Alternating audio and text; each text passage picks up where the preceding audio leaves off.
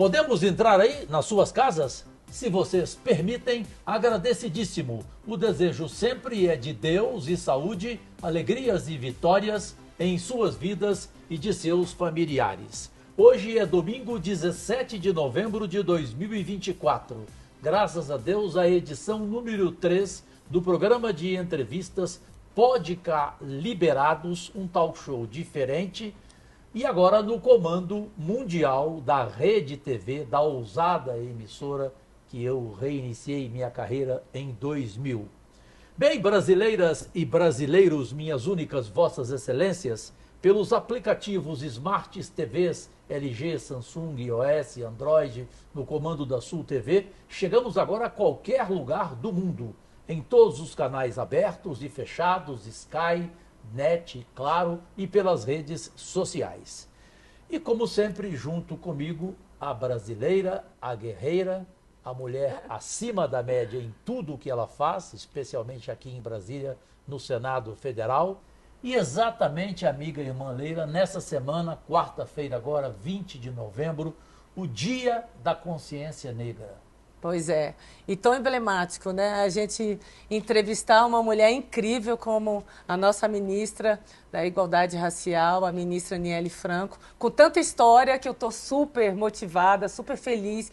Agradecer a ministra e agradecer a Deus a oportunidade de sempre estar com você aqui nesse nosso bate-papo com a ministra. Eu vou começar, Leila, vocês duas companheiras de vôlei, né? Vocês vão saber, quiseram até fazer Meu dupla, sonho. gente.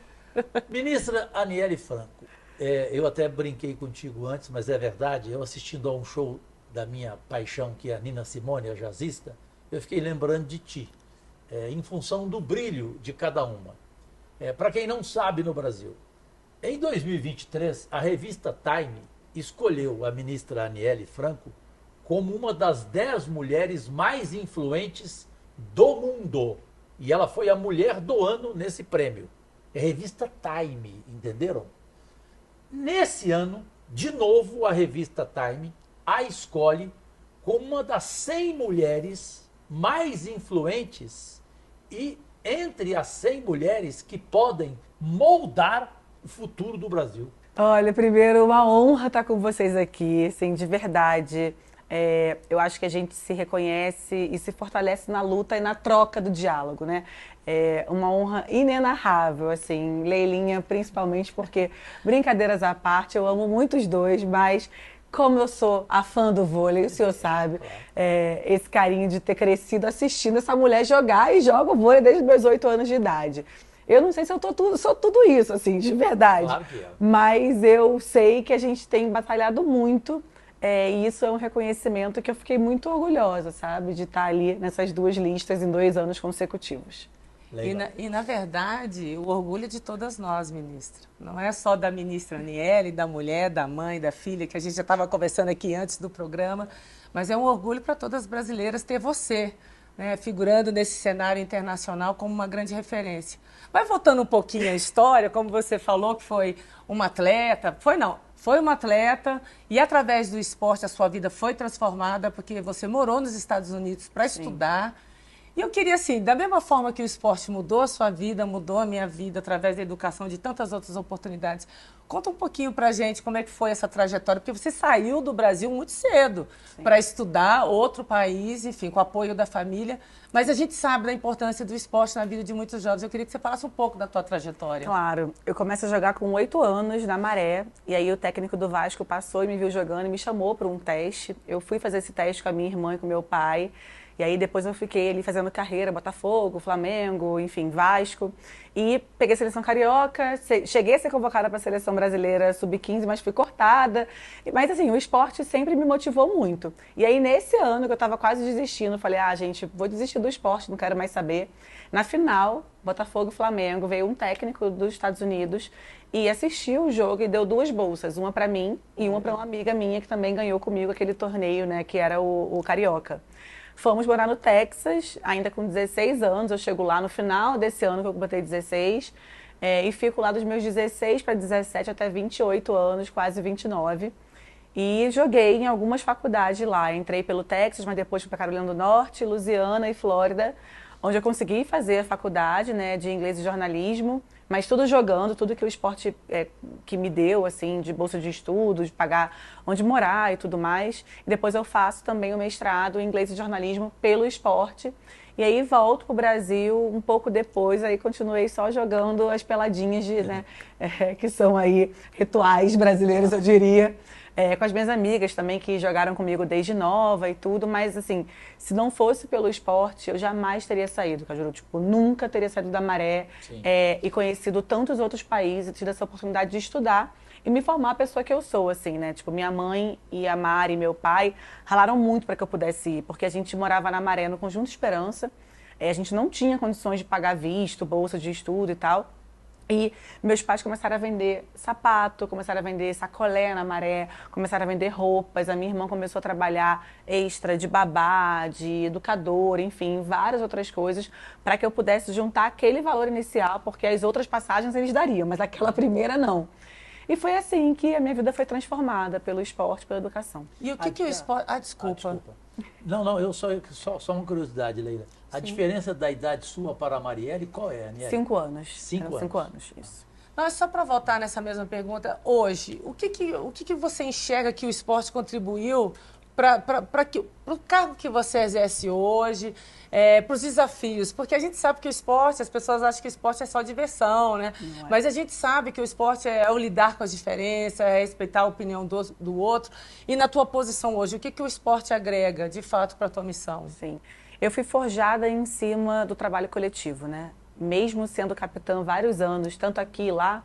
E aí eu me lembro perfeitamente de um momento que quando eu chego nos Estados Unidos, o técnico fala assim, olha, você tem que ser a capitã, você é a ponteira da rede 2, você tem que ser a capitã. E eu falava, meu Deus, mas eu não falo inglês perfeitamente. Aí ele falou pra mim, você lidera pelas ações.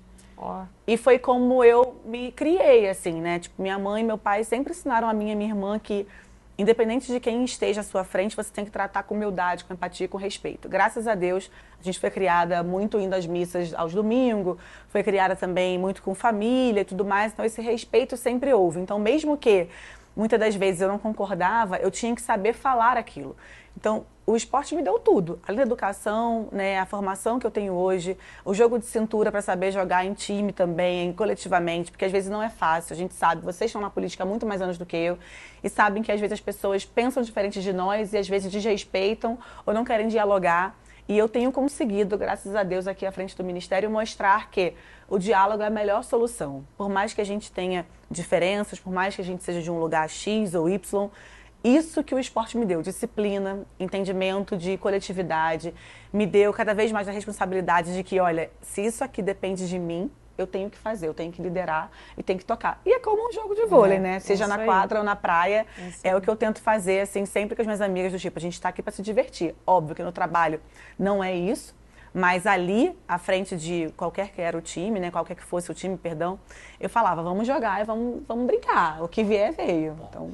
Vamos entrar agora, ministra da Igualdade Racial, Aniele Franco, Leila, naquilo que é o motivo principal desse nosso programa de hoje para o mundo inteiro, que é a próxima quarta-feira, dia 20, o feriado nacional para comemorar o Dia da Consciência Negra. Ministra, o que se tem para comemorar nesse dia 20 a consciência negra de fato e o que não se tem para comemorar? Sim, tem muita luta, né? É a primeira vez que nós temos aí um feriado nacional, uma luta que foi, inclusive, alcançada com a ajuda dos senhores e de tantas outras pessoas parlamentares. Quem conseguiu, inclusive, vai aparecer no programa daqui a pouco. Ai, que bom.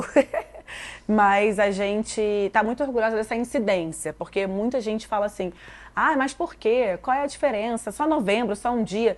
Não é isso que a gente tenta passar quando a gente traz um feriado nacional ou quando, por exemplo, o presidente recria o Ministério da Igualdade Racial. É toda essa luta. A gente vive hoje num país onde, infelizmente, eu falo infelizmente, assim, triplamente, as pessoas ainda cometem muitos atos racistas. As pessoas ainda acham que é normal uma mulher negra ser assassinada com 5 tiros na cabeça e as pessoas zombarem dela, chamando ela de tudo que é nome que você puder imaginar, que acho que não vem um caso aqui a gente repetir. Ou é normal um médico se recusar a atender uma mulher negra parindo, porque ele fala, ah, não, essa mulher pode estar fedendo. Meu Deus. Que aconteceu em 2023. Pô. Então, o Dia da Consciência Negra, ele tem muito a ser observado, estudado, cultivado pela luta histórica dos movimentos negros, pela luta histórica de parlamentares comprometidos, pela luta histórica de pessoas que resistiram e estiveram aqui antes de nós mesmos, né?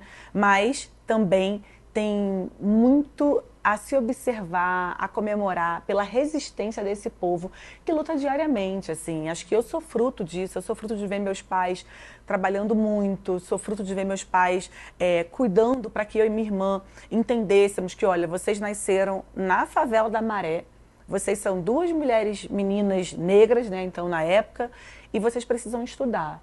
Porque tudo pra gente é mais difícil. Porque eles já tinham passado por algo, já tinham resistido a algo e tentaram nos ensinar. Então, ao mesmo tempo que tem sim que comemorar pela resistência, pela braveza do seu povo, também tem muita luta ainda pela frente para que as pessoas entendam de uma vez por todas que o povo negro desse país, ele precisa de oportunidade, de dignidade, precisa cada vez mais também de um olhar, como Rebeca Andrade diz, né, Leila, que a gente é muito do esporte, ela fala, olha, o que me distanciava de estar aqui era a oportunidade. Isso aí. Acho que é um pouco disso tudo. Você foi muito feliz. Irmã, a próxima pergunta é sua. Peço só uma pausa a vocês duas, até porque vocês vão ficar orgulhosas. Temos que ser justos. Quem é que conseguiu algo que, pelo amor de Deus, eu não entendia por que não havia o feriado nacional no Dia da Consciência Negra? Quem é que conseguiu no Congresso Nacional? Paulo Paim, né? Um senador negro, Paulo Paim. Eu fico até arrepiado. Ele é incrível. É incrível. E ele fez questão de gravar um vídeo para nós em nosso programa. Então a gente vai chamar o Paulo Paim, porque ele vai dar, inclusive, os nomes de outros que ajudaram a essa conquista para quarta-feira que vem, agora dia 20. Pela primeira vez, a gente ter um feriado nacional. É com você, nosso ídolo, Paulo Paim. Olá, meus amigos e minhas amigas. É uma alegria, podem crer, participar do podcast Liberados, programa coordenado pelo meu amigo, senador Cajuru, e pela senadora Leila, no qual vamos falar da importância do dia 20 de novembro, feriado nacional. O feriado nacional de 20 de novembro, lei número 759 de 2023, é o Dia Nacional de Zumbi e da Consciência Negra, feriado, sancionado pelo presidente Lula. É uma grande conquista para a reflexão e ação no combate ao racismo e a todos os preconceitos, né? Nós articulamos esta proposta com o senador Randolfo, grande líder, senador Rodolfo Rodrigues, autor da lei. Fui relator no Senado e aprovamos. E a deputada Reginete Bispo, relatora na Câmara. Foi para sanção e o presidente sancionou, o presidente Lula, né? Mas recordo eu que essa luta a gente vem travando há muito tempo para garantir a aprovação dessa matéria no Congresso Nacional. Desde os primeiros mandatos, e o meu primeiro mandato foi como deputado federal constituinte, tentamos, mas não conseguimos. Zumbi dos Palmares, podem crer, nos deixou um legado de resistência na busca por dignidade humana. Ele foi o líder da resistência no país e ele foi para o Quilombo dos Palmares. Mas, infelizmente, foi preso, assassinado, esquartejado. Seu corpo foi espalhado por toda a região para intimidar os que queriam o fim da escravidão. Os escravocratas sabiam que tinham que apagar o pavio, o rastilho de pólvora que Zumbi deixava por onde passava no combate à escravidão, porque ele exigia a liberdade de todos. Zumbi sabia que a consciência é o primeiro passo para uma mudança profunda que começa no indivíduo e se amplia coletivamente na percepção de que um mundo melhor, um mundo novo é possível. Queremos homens e mulheres livres, uma nação onde todos tenham direitos iguais. Por isso, meus amigos e minhas amigas, é 20 de novembro, sim, o Dia Nacional de Zumbi da Consciência Negra, feriado nacional, uma conquista iniciada em 1971 por jovens universitários gaúchos, em Porto Alegre, capital do meu estado. Eles foram os fundadores do Grupo Palmares. Lembro aqui Antônio Cortes Oliveira Silveira, Vilmar Nunes e Ilmo da Silva. Apenas Cortes está vivo, né? Esses jovens trabalharam para valorizar a luta, a resistência, a inclusão e a memória do povo negro, simbolizando a data de martírio de Zumbi dos Palmares, líder do Quilombo de Palmares, em Alagoas. Seu corpo está lá, onde está também Abdias Nascimento, lá na Serra da Barriga. Ambos são heróis da pátria, heróis de todos nós. O debate sobre a consciência negra, iniciado em Porto Alegre no início dos anos 70, se espalhou pelo Brasil. Eu estava aqui no Senado, me lembro, a senadora Célia Cesarenko apresentou o projeto 2437 de 2004, que tratava do mês da consciência negra. Fui relator da matéria, trabalhamos no projeto original para incluir o feriado nacional. Infelizmente, tanto eu como ela não conseguimos. Só ficou 20 de novembro, dia de Zumbi e da consciência negra, sem o feriado. Mas assim mesmo, em 2011, a presidenta Dilma Rousseff sancionou o projeto. Mas o debate continuou, e nós todos sabíamos da importância do feriado nacional para um grande debate sobre todas as formas de preconceito. Assim, apresentamos inúmeras vezes, perdemos novamente para que fosse transformado em feriado nacional. Olhem, somente em 2023 conseguimos aprovar e sancionar a lei número 14.759, transformando em feriado nacional, enfim, 20 de novembro. Será esse ano a primeira vez.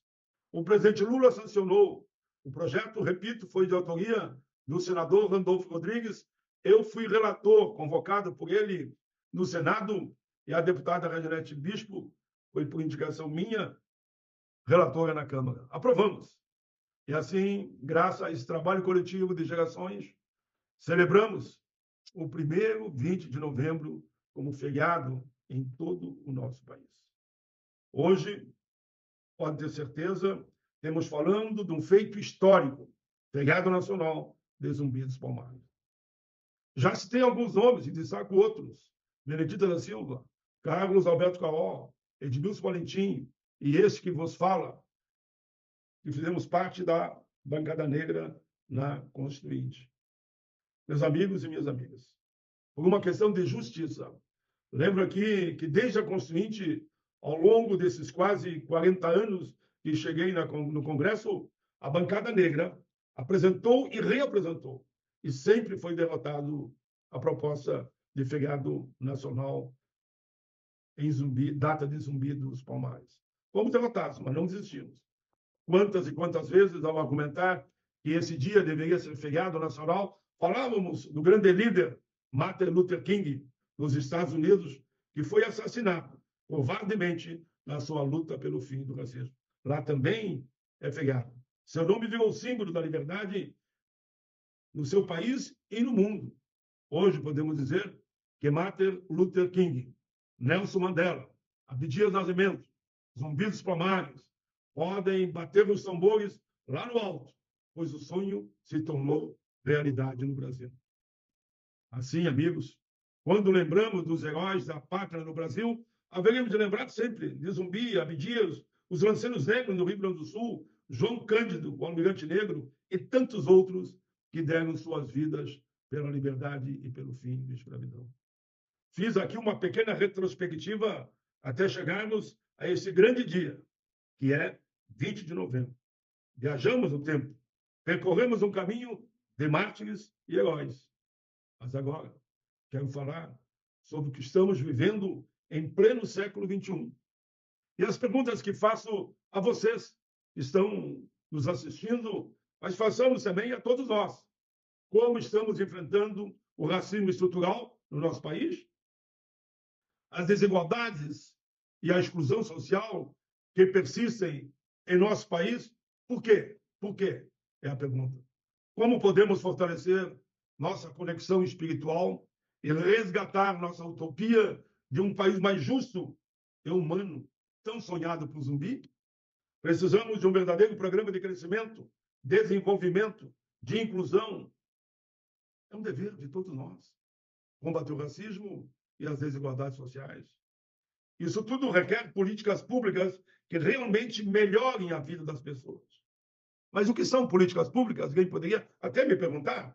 São iniciativas planejadas, executadas pelo Estado para atender às demandas da sociedade, promover o bem-estar coletivo e a garantia dos direitos fundamentais da cidadania e humanos. Vida longa ao 20 de novembro, feriado nacional da consciência negra, data do grande líder Zumbi dos Palmares.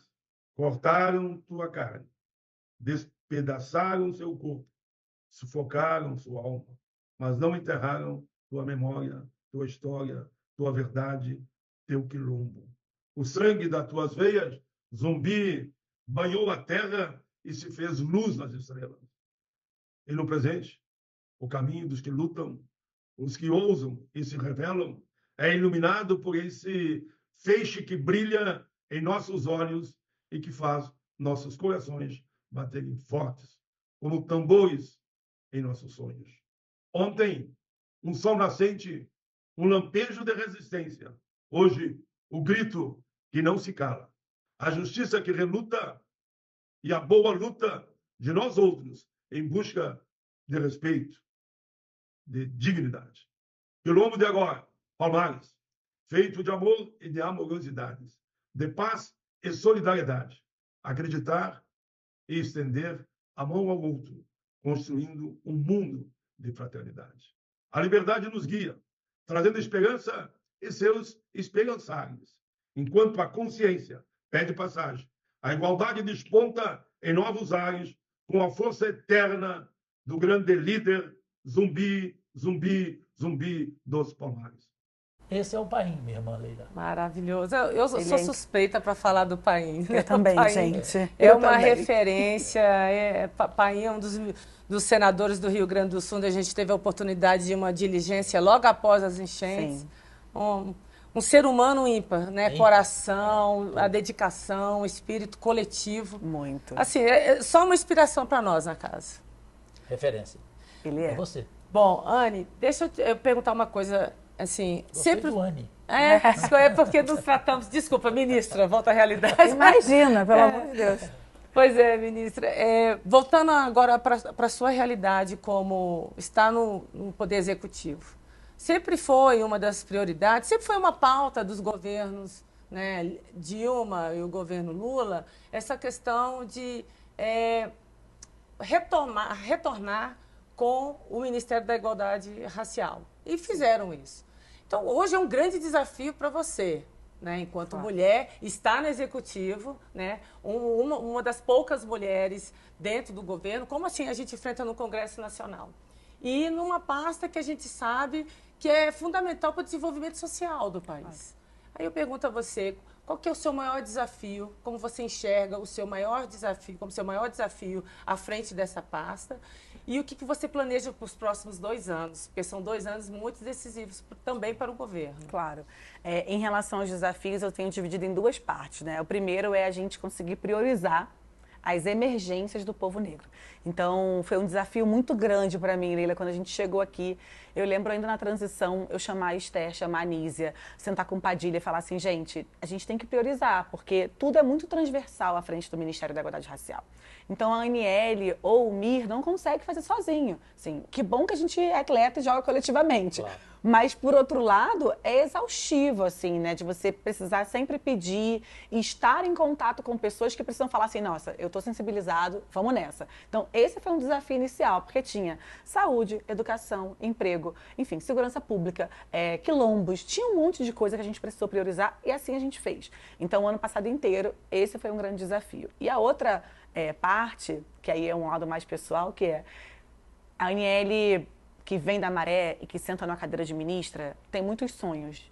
Então, é óbvio que quando eu sentei aqui, assim, né, teve aquele sentimento de vamos mudar esse país, vamos para cima, vamos agir. Claro, Paim, amor da vida, que eu chamo ele de pai do estatuto, que a gente sentou várias vezes, Bené.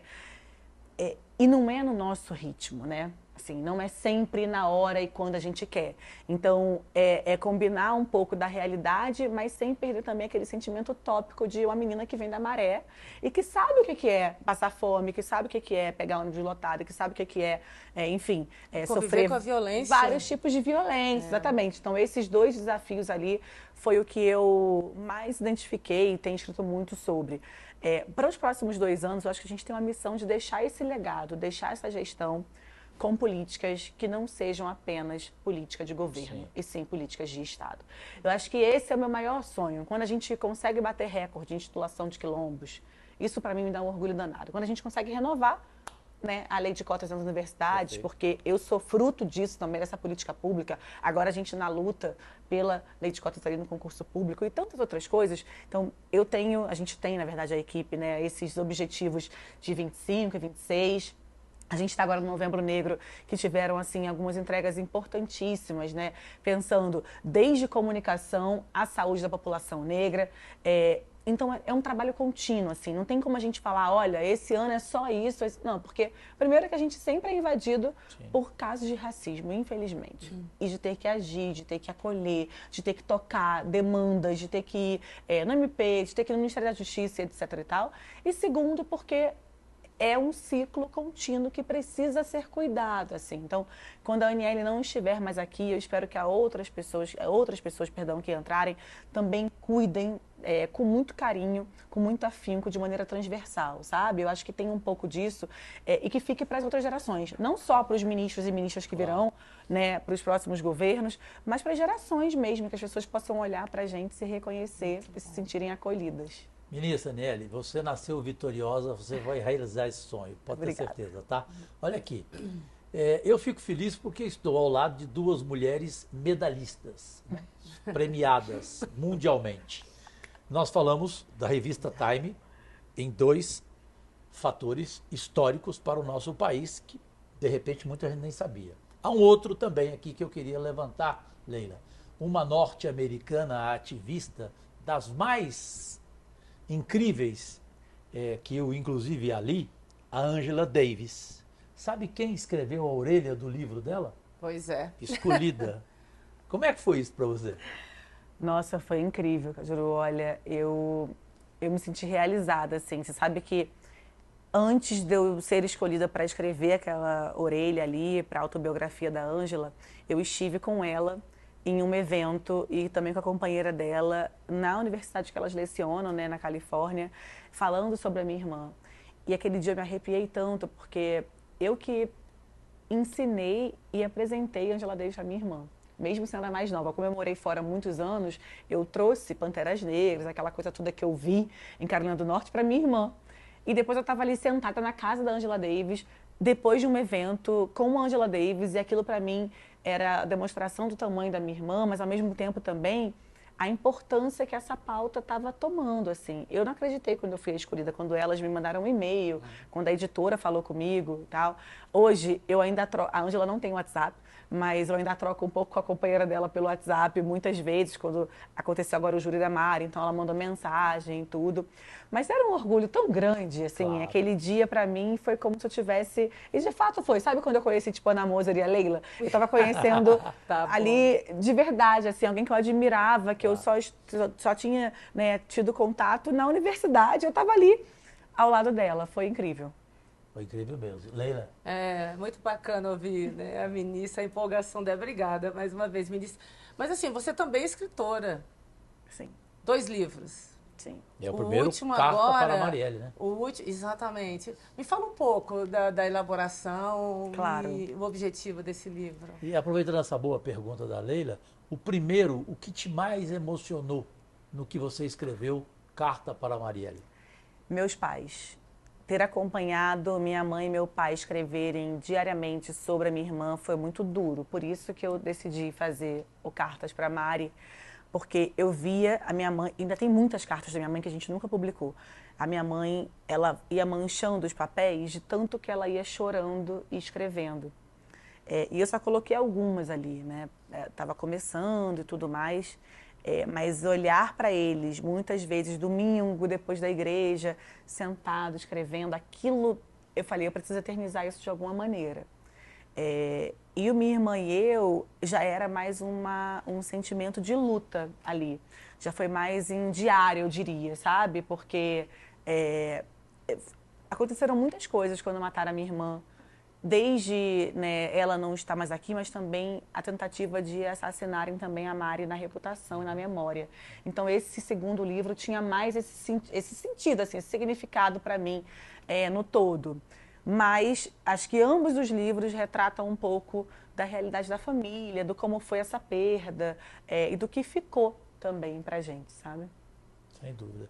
Bom, jornalista, agora como é que é na vida? Doutorado é o teu sonho?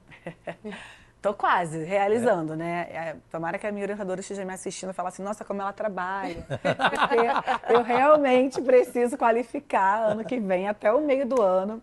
E tá marcada para fevereiro, a primeira, né? E a segunda ali provavelmente em junho.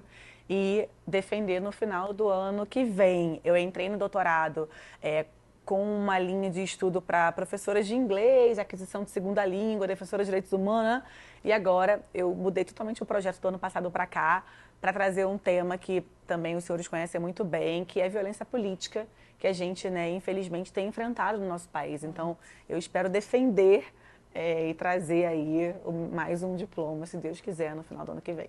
Admirável, Lei. Pois é, e aproveitando nessa questão da violência política, você tem acompanhado um pouco o cenário para as mulheres na política, né? Sim. Você, no executivo, sabe que são poucas, a mesma coisa nós lá. 81 senadores, 15 mulheres. Claro. Como é que você enxerga assim, esse cenário? Você acha que teve avanços? Enfim, como você enxerga o futuro para as próximas mulheres? E principalmente as negras, né? Que se para todas nós já é difícil, a gente sabe que ocupar esses espaços de poder é difícil para as mulheres e também em especial para as mulheres negras. Sim, essa é uma luta diária, né, que eu tenho defendido, acho que ainda desde antes da Mari, quando ainda era professora, a gente falava muito sobre isso ali, pouca coordenação, não tem mulher, não tem professora nessa área, e a gente sempre lutou muito por isso. E isso vem muito da minha mãe, assim, a mãe é advogada, né, de formação, então ela sempre trazia muita luta e levava a gente mesmo para debater sobre isso. É óbvio que tanto eu quanto você, Cajuru, a gente sabe que tem um avanço. Sim. A gente reconhece. Mas ao mesmo tempo que tem avanços, muitas das vezes a sociedade enxerga também alguns retrocessos, né? Eu não sei quando que a gente vai chegar naquele lugar ideal da paridade, da igualdade. Eu realmente não sei se veremos isso ainda, mas sei que a gente vai lutar para que isso aconteça. Eu acho que a maior dificuldade, Leila, ainda sim é o entrar, mas ainda mais é permanecer. Eu sinto isso desde que eu entrei aqui, nesses últimos 2 anos, mas também acompanhando o que vocês passam. Seja apenas uma interrupção ou até uma ameaça, como o Carol D'Artora passou agora, que foi super grave. Então, né, ou como aqui, às vezes, algo que não é simples, não estou aqui romantizando nem minimizando, mas quando fala assim, é uma menina, não sabe nada. Ou, entendeu? Mulher vai falar para quê? Então, desde esses comportamentos que a gente não tem como aceitar mais, mas até entender o tamanho dessa luta. Eu espero muito que num futuro breve, mas que à frente, né, a gente possa olhar para trás e dizer assim, olha, valeu a pena a nossa luta, porque não tem como fazer política sem nós. Não tem como não termos cada vez mais os nossos corpos decidindo pelos corpos da gente. Assim. É inadmissível a gente ainda ter que ouvir, que, como eu ouvi esse ano numa mesa que eu fui abrir, um senhor ao meu lado que disse assim, mas aqui tem pouca mulher, porque você sabe, mulher dá muito trabalho, né? Pare, fica doente, não sei o que. Assim, e as pessoas, aquela coisa, e ele, gente, mas é normal. Então, assim, tipos de comentários como esse. Exatamente. Então, assim, por isso a nossa luta, por isso essa pauta, por isso falar de igualdade de gênero e raça é tão importante, por isso combater a violência política é tão importante e poder abrir espaços para que outras venham. Vocês, que são os nossos únicos patrões, certamente ficaram esperando por esse dia. Eu confesso, eu e minha esposa, a Flávia, nós acompanhamos a declaração da juíza e nós dois choramos quando ela começou a falar: a justiça é cega, é burra. Ela usou uns 6 adjetivos para falar o tanto que a justiça é ruim, mas concluir. Mas ela não falta. A condenação dos assassinos, dos canalhas sórdidos da Marielle Franco, sua irmã. E aí a pergunta que cabe para ti: qual é a previsão que você tem do que vai acontecer com eles, especialmente com os mandantes? Sim. Olha, aquele júri ali vai ficar marcado para sempre, né, na nossa vida. Foram momentos ali de muita emoção, né? A gente não tinha tanta esperança de que isso fosse acontecer logo e como aconteceu. A própria delação, a própria fala, a frieza deles contando pra gente ali. E assim, eu ter que acolher meu pai, minha mãe, tirar a Luiara um pouco da sala. Teve uma mistura de sentimentos. Vocês viram juntos? A gente viu junto. A gente estava lá pessoalmente assistindo tudo. E quando a juíza faz aquela fala e que a gente ganha naquele júri, não era só a família da Mari, assim, sabe? Assim, a minha visão no todo, o tanto de jornalista, de amigos, era que uma justiça que muitas vezes não chega para quase ninguém do nosso país, estava chegando para um crime que foi covardemente, muito bem arquitetado, infelizmente, e tirado da vida daquela parlamentar, concretizando ali feminicídio político e tudo mais. E quantos abraços nós recebemos naquele momento ali de pessoas que tinham perdido seus filhos, seus esposos, suas esposas, que a Mari tinha ajudado e que nunca chegaram a ter minimamente um mínimo de justiça. Eu não sei te dizer, Cajuru, de verdade, assim, o meu sentimento sobre essas pessoas. Assim. Acho que como cristã, né, acho que teve ali o pedido do perdão e acho que é isso, né, perdoar, acho que é um ato nobre. Mas o Tom Jobim dizia que às vezes o perdão cansa de perdoar. Exato, tem isso também.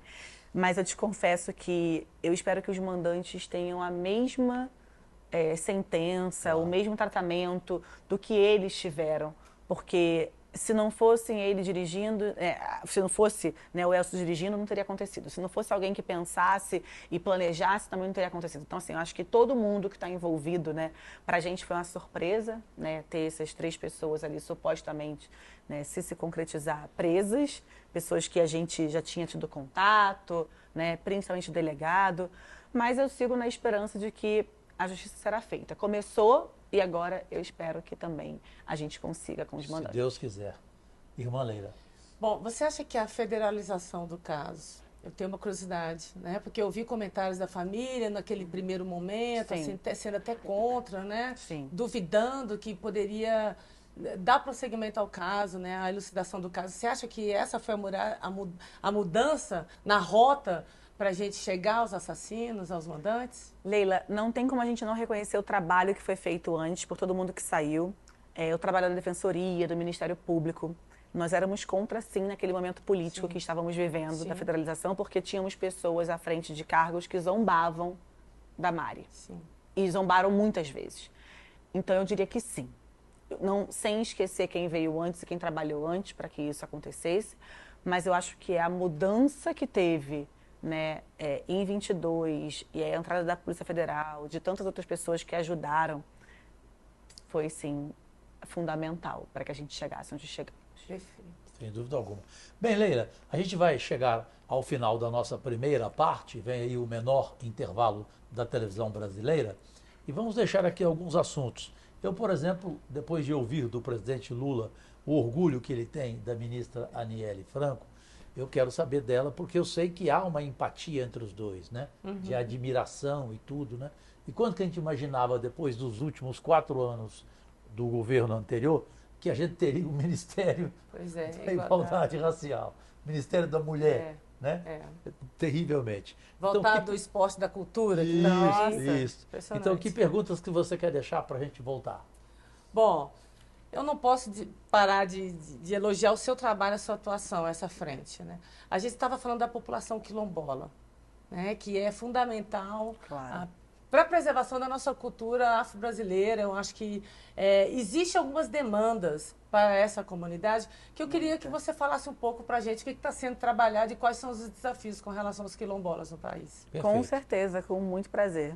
Então a gente vai voltar. E também uma que eu quero, com uma curiosidade, porque você vai servir de exemplo para tanta gente que está nos vendo no mundo inteiro no comando da Rede TV, além das redes sociais.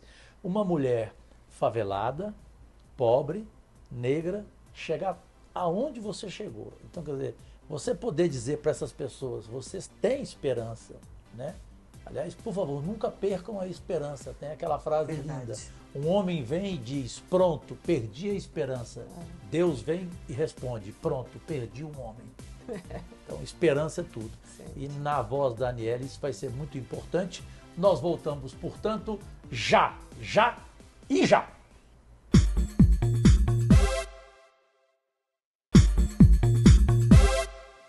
Senhoras e senhores, nossos únicos patrões para o mundo inteiro no comando da ousada Rede TV, nas redes sociais, nos canais abertos e fechados, nos aplicativos Smart TVs. Enfim, hoje, domingo, 17 de novembro de 2024, a última parte deste terceiro Podcast Liberados, um talk show de entrevistas diferente de tudo o que você já viu na televisão, retorna com esta mulher acima de todas as médias, ministra da Igualdade Racial no governo Lula, Aniele Franco, ser humano, mãe, tem 2 filhas, casada, aliás, se casou no dia do aniversário da sua irmã, a Marielle. Leila, eu vou contigo e depois a gente faz aquele ping-pong das perguntas que prometemos para a volta. Pois é, é mais o retorno mesmo da pergunta com relação à população de quilombolas no país, né? Quais são os desafios, né? Como você é à frente à pasta do Ministério da Igualdade Racial, quais são os desafios para uma população que é muito importante para a nossa cultura afro-brasileira? Claro. Acho que o presidente tem um compromisso tão grande com o Quilombo que tem vários ministérios e secretarias específicas cuidando dessa parte, né? Nós somos um dos atores nesse meio e eu tenho muito orgulho de falar que aqui no Ministério nós temos uma que é liderada por um quilombola, que é o Ronaldo, que é um querido e que conhece essa luta como ninguém e tem cada vez mais nos apoiado, mas também fazendo com que a gente seja capaz de entender os maiores desafios e demandas, né? Desde o ano passado nós rodamos muitos quilombos para entender a necessidade de cada local, para entender a maior demanda, para entender como que a gente pode titular, porque eu acho que esse é um ponto importante também, Leila, porque assim, uma titulação de um território quilombola demanda 9 passos. Não é algo simples, nós aqui no Ministério não temos, né, a responsabilidade disso, mas temos ali a responsabilidade de invocar as pessoas, atores principais que têm ali a demanda do território, né, e a demanda da titulação para que façam. Então, foi isso que nós fizemos. Desde o ano passado para cá, nós conseguimos titular mais de 30 quilombos, né? A gente conseguiu dar entrada, em processos de mais de 200 processos que estavam parados nos últimos anos, tanto na gestão do presidente Lula no primeiro 1 e 2, depois da presidenta Dilma, e agora a gente também conseguiu dar sequências importantes, como, por exemplo, eu acho que, para exemplificar aqui melhor, Alcântara, né? Que era ali um conflito de 40 anos, que a gente conseguiu, graças a Deus, esse ano, resolver e fazer isso junto com a população. Então, a maior demanda é sim o território, primeiro de tudo. E as segundas, terceiras e quartas era assim, dignidade, a casa, saneamento básico, saúde, e que isso a gente tem feito em conjunto com outros ministérios. Depois você pode conferir Cavalcante. Sim, também. Eu tenho orgulho de ser o senador que mais investiu até hoje lá. Isso reconhecido pelo prefeito, pelo nosso Calunga, querido prefeito. E que é um quilombola, exatamente, que tem aqui passe livre no Ministério, já vi algumas vezes. Ele é apaixonado por mim e eu por ele. Parece uma pergunta Que boba, bom. tola, Aniele, ministra, mas não é. Por que ir à missa todo domingo? Nossa, boba Por isso que eu para falei, quem não é não boba. tem, né? Eu fui criada assim, né, com os meus pais e quando eu não vou parece que falta alguma coisa, assim. É onde eu consigo, para além de conectar com a fé, para além de ter memórias muito boas da minha família, da minha irmã, é onde eu consigo, de fato, renovar as minhas esperanças, o cansaço da semana. Não só o domingo, mas dia santo também. Teve agora a Nossa Senhora Aparecida, que é a minha pretinha, que eu falo com muito carinho, nossa, que eu sou muito devota. Então, eu levei minhas filhas, né? Eu acho que tem muito da minha criação, mas tem o que eu também internalizei enquanto católica, que é de estar ali... Quer morrer de inveja? Me renovando. Eu tenho duas aqui por baixo, mas se eu tirar, eu vou mexer no microfone. Essa eu ganhei do fazer doutor isso, Leonardo. Todo mundo. Que lindo! Eu tenho. Ô, ministra, agora, assim, eu percebi muito na entrevista, até foge um pouco do meu roteiro aqui, você fala muito da família. Sim. Né? É verdade. Da sua mãe, do seu pai, da sua irmã. Você tem 2 filhas. Como é que é a força, qual a influência da força dessas mulheres negras, nordestinas, que a gente estava conversando aqui? Porque a ministra comentou que até hoje ela pede bênção para a mãe dela. E eu comentei, olha, eu não tenho mais a minha mãe, mas na minha família, que é nordestina, em qualquer reunião a gente pede bênção para os tios, enfim, para os pais velhos. Inclusive o presidente Lula, no avião com ela, quando a viu, Isso, benção a mãe, você ele ainda perguntou pede? por quê. Aí Exato. ele disse, eu também pedia, né? Exato. Então, assim, qual que é a força da família e dessas mulheres na vida da Aniele Franco? Nossa, tudo, total, assim. Acho que eu não seria quem eu sou hoje se não fossem por elas. E a gente sempre foi muito família. Que ainda tem a sobrinha também. Ainda tem a sobrinha, e tem as primas, as tias, né? Eu cresci vendo minha mãe, né, com as minhas tias, lutando contra a ditadura, falando sobre isso depois, que eu era muito nova e tal, mas contando como que elas conseguiram sobreviver e tal. E cresci vendo elas se impondo e falando, olha, aqui a gente trabalha, a gente fala, mas sem perder a fé. Então, pegando o gancho da pergunta anterior. E a minha mãe tem muito isso. Porque assim, Leila, olhar para minha mãe, que perdeu a filha como perdeu, passou agora por 3 cirurgias de câncer de mama, e tá ali plena, na vitalidade. Ela foi para o júri e a juíza falou, olha, a senhora não precisa ficar. Ela falou, eu vou ficar, minha filha.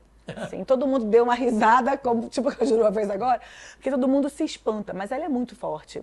E a minha família é esse centro. Quando a gente está triste, quando está chateada, quando está cansada, assim, é o momento que eu consigo me conectar, me reconectar e me fortalecer, assim. Eu passo isso para as minhas filhas, faço elas também pedirem bênção para mim, para o pai, para minha mãe, para os avós, né? Mas acho que quando a Mari sai, que tinha esse papel também muito importante, a gente deu uma balançada. Então, unir de novo, sabe? Reconectar e fortalecer o que a gente tem hoje é essencial. Eu falava, antes de fecharmos a primeira parte, ministra Aniele Franco, sobre os exemplos que você pode dar agora ao Brasil inteiro, a tantas crianças, sobre o que virou a sua vida em relação a ser vitoriosa em tudo o que fez, tendo nascido como nasceu, favelada, pobre, negra. Como que você pode dizer para as pessoas, para elas não perderem a esperança jamais e amanhã serem uma Aniele? Sim, eu sempre disse, Cajuru, sabe, que eu não romantizo essa luta, essa batalha que o povo preto favelado tem. Mas eu tive uma base muito forte. Eu tive uma base de uma mulher que falava assim, por exemplo, um exemplo muito básico. Quando eu jogava, eu morava na Maré e jogava na zona sul do Rio de Janeiro. Então eu saía 4h30, 5 horas de casa para atravessar a Avenida Brasil, pegar 2 ônibus e estudar, treinar a tarde, noite inteira e voltar para fazer aquilo de novo. E quando a gente saía de casa, minha mãe preparava uma bolsa de quentinha de coisas. Às vezes as quentinhas estragavam, às vezes a gente não tinha o que comer durante aquele momento. E aí, saudosa Isabel, muitas vezes me acolheu e me ajudou. A tia Paula, né, que é a mãe da Camila Adão, que eu chamo de tia Paula, também muitas vezes me ajudou e me acolheu. E tantas outras, assim, que tinham condições financeiras melhores, que nos ajudavam e ajudavam todo mundo.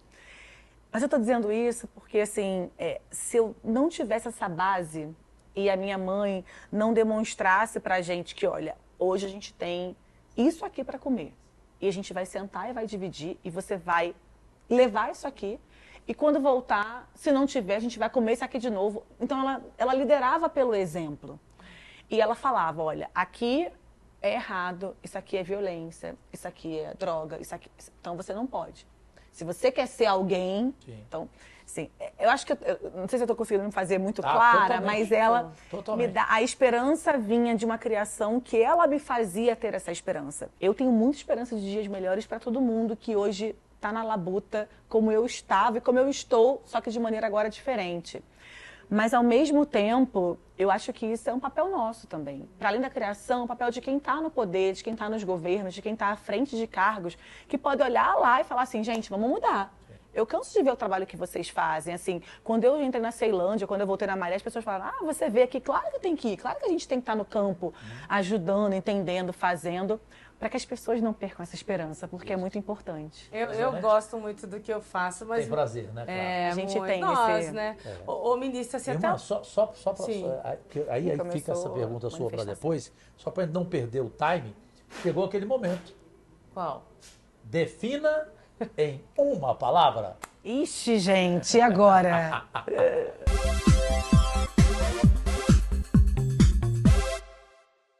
O quadro sempre começa, Leila do Vôlei. Defina racismo. Repúdio. Em uma palavra, Martin Luther King. Nossa, inspiração. Em uma palavra, o esporte. Tem que perguntar, né, gente? É, claro. Ai, que difícil, o esporte, o esporte, o esporte. Equilíbrio. Malcolm X. Nosso Malcolm X. Revolucionário. Revolucionário. Família. Tudo. Zumbi dos Palmares em uma palavra. Resistência. Defina em uma palavra, Marielle Franco. Nossa. Ah, essa é dura, dá até embargando a voz. Pode ter 3 palavras, 5. O que você quiser. Essa eu não vou falar Tá uma vendo? palavra. Tava jogando o jogo certinho ali, olha só, disciplinada. Mas a Mari, acho que amor, amizade, inspiração. Lindo. Vou voltar a nomes. Vamos. Machado de Assis. Machado de Assis. Nossa, vem muita coisa na minha cabeça. Mas acho que brilhante. Brilhante. Eu vou Leila. perguntar 2 figuras no Congresso Nacional que eu já sei que você admira muito. Paulo Paim e Benedita da Silva. Ah, meu Eu Deus. tinha reservado a Benedita. Peguei, ó. Leila Tomou de pegou a mim. melhor. Tomou de mim. Nossa, Maravilhosos. referências, inspirações pra mim. Perfeito. Eu vou falar de 2 então, pessoas. Abdias Nascimento e Angela Davis em uma palavra. Abdias, luta. E Ângela... eu sou muito suspeita para falar da Ângela. Eu iria com superação. Superação. Perfeito. Perfeito. Posso perguntar? Claro, é você, ué. Lula. Ai, meu Deus, Lulinha. Eu amo muito. Lula, para mim, em uma eu não consigo, mas para mim ele é o maior líder político desse país que a gente já teve. Perfeito. E tem. Um animal político, né? Ele Eu até falava da empatia de vocês dois, né? Nossa, eu sou suspeita, Cajuru, porque Você olha, foi tem uma fã mesmo, história. Eu sempre fui fã e tem uma história que é maravilhosa, que inclusive minha mãe contou pra ele, que é muito rápida. Eu e Marielle saímos, enfim, estágio, escola e tal. O que aconteceu? Campanha Lula 1. Minha irmã, vamos comigo. Eu lá, com bandeira do PT, pintada de vermelho, blusa do PT. Resumindo, o ônibus atrasou, chegamos em casa tarde da noite. Minha mãe falou assim, vocês vão apanhar muito agora, vocês não avisaram onde vocês estavam. Maré, Rio de Janeiro, aquela loucura. Quando a gente chegou, aí ela, o que é isso que você tá carregando, hein, Marielle? Não, mas a gente teve que fazer campanha e tal. Eu não vou bater mais porque é o Lula. E eu contei isso pra ele, e ele ria, e minha mãe claro. olhou assim pra minha mãe, foi verdade, presidente. Aí ele, eu vou deixar a senhora ter a sua réplica. Mas assim, é isso, a gente cresceu admirando, ouvindo, aprendendo, assim, desde biografias até discursos. A minha mãe e meu pai são nordestinos, então assim, tem isso na pele ali, enraizado. Eu tenho muito carinho, tenho muito orgulho também. Quando eu tô do lado dele, eu olho assim, admirando, pensando, meu Deus, eu tô aqui do lado desse homem mesmo. Aprendo, falo, tieto. Bom, eu não posso Sensacional. deixar, o programa tem esse quadro, de perguntar também para você. Em uma palavra, defina Jair Bolsonaro. Acho que inelegível.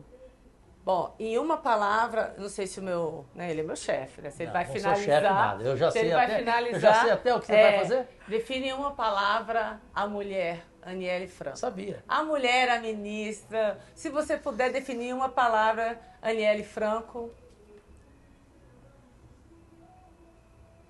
Eu diria papo franco. Acho que me definiria bem, porque tem vários ganchos aí. Aliás, você tem vontade de fazer de novo o programa que ela tinha no YouTube, né? O Papo Franco? Olha, eu morro de saudade. Quando terminar o ministério? Vontade eu tenho de muita coisa. Não sei se teremos tempo, mas sim. A vida mudou muito, Eu né, amo. ministra? Mudou muito, amiga. É isso aí. Parabéns. Obrigada. Ela, de repente, pode até fazer um programa nosso. Podemos, Nós todas juntos, né? nossa. Já Tem. pensou, Já gente? imaginou? Já tô tomando Tem. uma Rede TV, mentira. Muito bom. Não é só Rede TV, não. Tem muita emissora querendo a gente, viu? Pode ter certeza Ia disso. ser uma honra. Mas você sabe que quando eu voltei dos Estados Unidos, que eu fiz uma entrevista para jornalismo, e por isso que eu saio um pouco dessa área, era até uma emissora bem famosa. O senhor virou para mim e falou que eu não tinha rosto de bancada e por isso ele não ia me contratar. Que babaca. E eu perdi um pouco ali daquele sonho e fui por outros lugares e tal, mas enfim, isso Que ainda absurdo tem. ouvir isso, né? Foi difícil, foi E temos difícil. tantas jornalistas incríveis que olhando para você identifica Foi verdade. muito. Sim. Mas é um infeliz. Mas vamos lá, sigamos. Você tem aquela coisa que é difícil numa mulher, o sorriso transmitir, né? O teu sorriso merece... Carismática, O teu sorriso total. merece um poema para fechar o programa. O meu coração diz o que eu preciso. Basta o seu sorriso que eu serei feliz. Porque na vida tudo é sorriso. Não é, não? verdade. Essa é a realidade. Muito obrigada. O que mais, pra gente fechar, temos um minutinho só. Não, O que só mesmo? agradecer. Eu vou falar para você. Quero só agradecer essa oportunidade mais uma vez de estar em cada entrevista, a gente se emocionando, a gente conhecendo personalidades incríveis como a ministra Aniele. E agradecer, ministra, pela luta, pela sua representatividade e dizer para você seguir firme. Obrigada. É isso. Aniele Franco, ministra da Igualdade Racial, na homenagem da Rede TV para esta quarta-feira, 20 de novembro de 2024, hoje, dia 17, a consciência negra tendo finalmente o merecimento de um feriado nacional. Deus e saúde a todos e todas, agradecidíssimo e até o próximo domingo com o nosso convidado especial, que será o presidente do Congresso Nacional, Rodrigo Pacheco. É isso aí. Obrigada, ministra. Obrigada.